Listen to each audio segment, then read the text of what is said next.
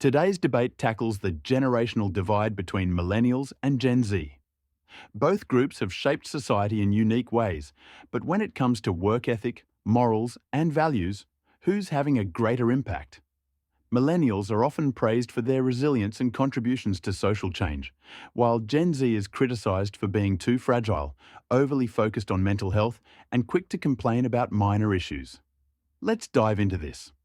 First, let's hear from Alex, our representative for the millennial generation. Alex, millennials are often seen as hardworking, adaptable, and willing to push through challenges, even during tough times like the 2008 financial crisis. How would you describe your generation's values, especially in the workplace? Thanks, Max. Millennials are a generation that knows what it means to struggle. Many of us graduated into a recession, faced job instability, and learned to adapt to a rapidly changing world. That's why we prioritize hard work and resilience. We don't call in sick for minor things. We show up, we hustle, and we get things done. Sure, we value work-life balance, but we've fought for that balance after experiencing burnout. And when it comes to societal contributions, we've been leading social justice movements, from the fight for marriage equality to pushing for environmental protections. Now, let's hear from Zara, representing Gen Z. Gen Z has been criticised for being too sensitive in the workplace, calling in sick more often, complaining about small issues, and focusing too much on mental health. How do you respond to that? Max, I hear that criticism all the time, but I think it misses the bigger picture. Gen Z isn't lazy or too fragile. We're just not willing to accept the toxic work culture that previous generations did. We care about mental health because we've seen the consequences of ignoring it. We're redefining what it means to work hard. It's not about grinding yourself into the ground. It's about working smart and prioritizing well-being. And yes, we call out bad working conditions because they shouldn't exist in the first place. We're pushing for a more ethical, sustainable future, not just in the workplace but in society as a whole. So, Alex says millennials built their resilience by going through tougher economic times. But Zara argues that Gen Z's focus on mental health and ethical work is just as important. But what about the common criticism that Gen Z complains too much? Alex, do you think Gen Z needs to toughen up? Absolutely. Don't get me wrong. I respect the fact that Gen Z is speaking up about mental health, but at some point, you have to toughen up. Life's hard. Work isn't always going to be fun or easy, and millennials learned that early on. We didn't have the luxury of picking and choosing jobs or calling out sick because we felt stressed. We had to survive in a difficult economy, and that built character. Gen Z seems to think the world should bend to their needs, but that's not how it works. Zara, what's your response to that?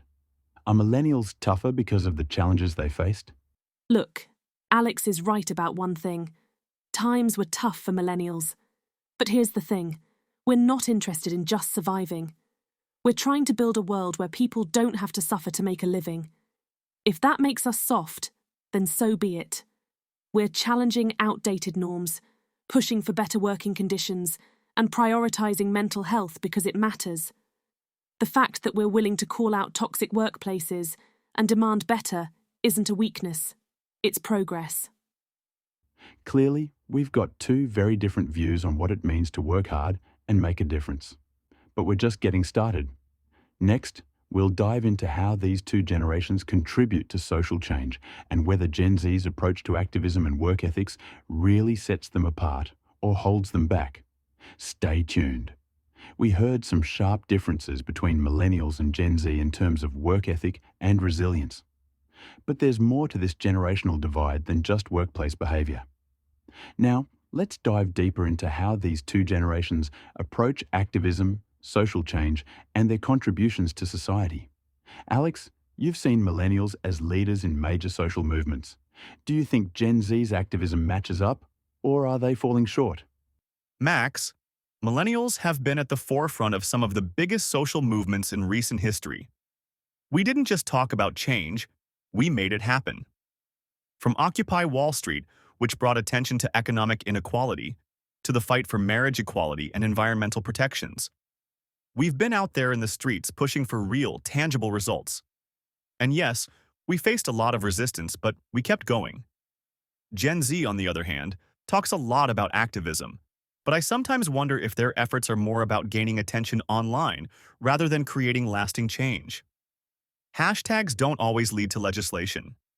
Zara, Alex is saying that while Gen Z may be loud online, the real-world impact doesn't always follow. How do you respond to that? Alex, I respect what millennials have done, but let's not dismiss the power of digital activism.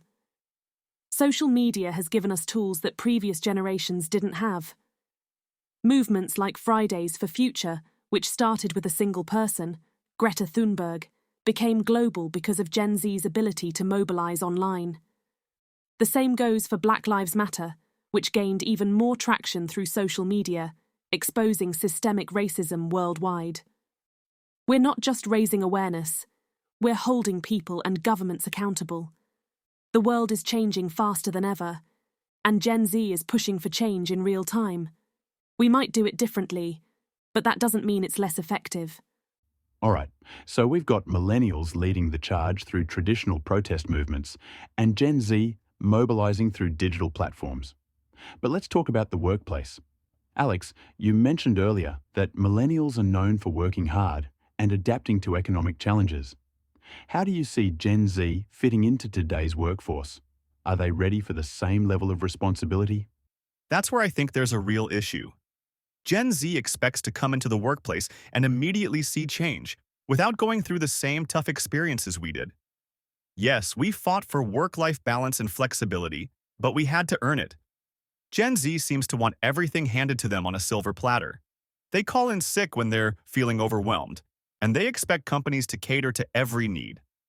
But that's not how the real world works. In our generation, you had to prove yourself before you could demand change. Zara, what do you say to Alex's point? Is Gen Z expecting too much too soon? Honestly, I think that mindset is exactly what needs to change. Gen Z isn't asking for handouts. We're asking for workplaces that prioritize people over profits. And yes, we are vocal about mental health and work-life balance, because we've seen what happens when those things are ignored. People burn out, they get sick, they leave. We're not afraid to set boundaries, and if that makes us soft, then so be it. We're not willing to sacrifice our well-being for a paycheck, and that's a lesson millennials could learn from us. Let's step back for a second and talk about contributions to society. Both of your generations have influenced how we view social justice, technology, and the workplace. But which generation is making the bigger impact? Alex, do you think millennials have contributed more? Max, I think it's clear that millennials have set the foundation for a lot of the changes we see today. We were the first to challenge the status quo when it came to corporate culture. The gig economy, that's us. The push for diversity and inclusion in the workplace. We started that conversation. And while Gen Z is continuing those efforts, I'd argue that they're building on the foundation we laid. Millennials didn't have the same tools, but we made it happen with grit and determination. Zara, what do you think? Are you just building on the work millennials started, or is Gen Z doing something entirely new? We're not just continuing the work, they're two different approaches. Gen Z isn't interested in incremental change, we want transformation. Millennials did great things, but they still worked within the system. Gen Z is questioning the system itself. We're not just building a gig economy, we're questioning the ethics of the whole capitalist model. And when it comes to social justice, we're pushing for real, actionable change. Whether it's through climate action or racial equality, we're demanding results now, not 10 years from now. Well, there's no question we've got two very different approaches to changing the world. But here's the big question. Whose methods are more effective? In the final part, we'll see if the AI panel agrees with Alex's argument that millennials built the foundation, or if Zara's view of radical change wins the day. Stay with us. We've covered a lot of ground today. From the workplace to social justice, it's clear that millennials and Gen Z see the world very differently. But now it's time for our debaters to make their final statements before we hand it over to our AI panel.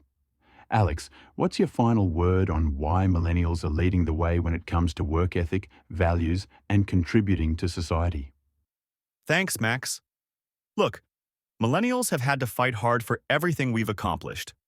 We've lived through one of the toughest economic periods in recent history, and that shaped our resilience. We're adaptable. We understand how to balance work and life, and we've driven real societal change, whether it's through the gig economy, remote work, or leading movements like Occupy Wall Street and marriage equality. We laid the groundwork for much of the progress Gen Z is building on today. But we didn't ask for handouts. We had to push through the challenges, and that's what makes our contribution so significant. Zara, your generation has been pushing the envelope when it comes to demanding change. How do you sum up why Gen Z is making a bigger impact? Alex is right that millennials faced some big challenges, but that's not the full picture. Gen Z isn't just continuing the work that was already started, we're revolutionizing it. We've grown up with access to global platforms, and we're using them to demand change faster and on a larger scale. From climate strikes to racial justice movements, we're not waiting for permission to make things better. We refuse to accept systems that don't work, whether it's in the workplace or in society. And yes, we prioritize mental health because it's just as important as any other issue. Gen Z isn't afraid to rewrite the rules to build a more sustainable and inclusive future. Well, it's clear that both Alex and Zara believe their generation is leading the way in terms of work ethic and societal impact. But now it's time to see how our AI panel has scored today's debate. First up, let's see Alex's score. The panel has awarded Alex a 9 for a strong defense of millennials' resilience and contributions to major social movements. The AI noted that Alex effectively highlighted how millennials laid the groundwork for changes in workplace culture and social justice. However, the panel also noted that the focus on surviving tough times may not fully resonate with younger viewers. Now for Zara's score. Zara has received an 8. The panel appreciated Zara's passionate argument about Gen Z's demand for immediate action and their willingness to challenge outdated systems. However, the panel felt that Zara's reliance on digital activism could be seen as less effective in terms of long-term, policy-driven change. Based on the AI panel's scoring, it looks like today's winner is Alex by a narrow margin. Alex's strong defense of millennial resilience and long-term contributions took the lead. But Zara's bold approach to systemic change certainly made an impact. It's clear that both generations have unique strengths. So, there you have it. The debate between millennials and Gen Z is far from over. But today, we've seen that each generation has its own way of shaping the future, whether through hard-earned resilience or radical innovation. But what do you think? Is the world changing fast enough? Or do we need to rethink how we approach work and society? Let us know in the comments, and don't forget to subscribe for more debates like this one. Until next time, keep questioning, keep pushing, and keep building the future.